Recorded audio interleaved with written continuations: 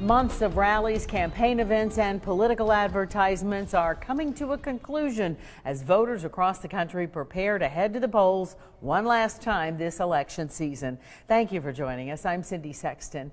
Communities across the country are getting ready for potential unrest when results are in. Stores in some larger cities are boarding up in anticipation of protests.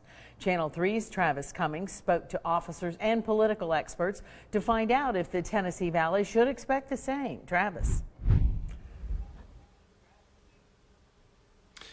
Well, Cindy, there have been no signs that we will see that type of unrest here in our area. But as businesses in protest-prone communities board up and remove guns from their shelves, our local law enforcement stays aware and alert.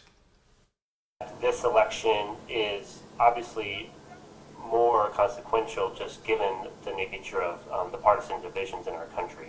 Tensions are high leading into the 2020 presidential election.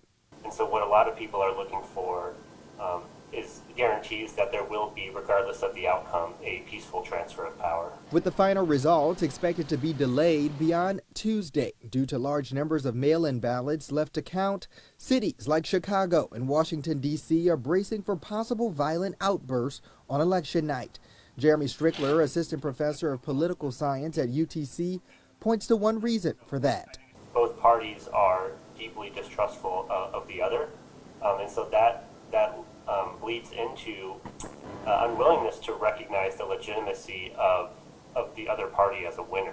Strickler says many do not understand the difference between the popular vote and electoral college.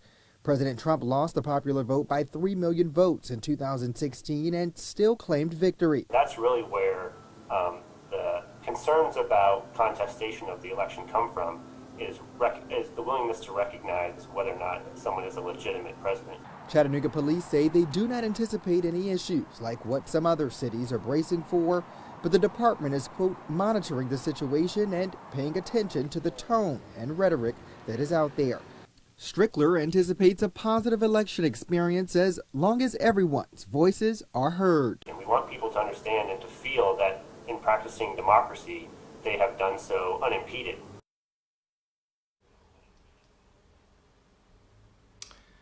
And Strickler says that he will be at the polls tomorrow explaining that process and answering some questions. Chattanooga police will not have a dedicated presence at the polls, but some off-duty officers will be there at some busier locations to deal with traffic. Reporting in Chattanooga from home, Travis Cummings, Channel 3 Eyewitness News.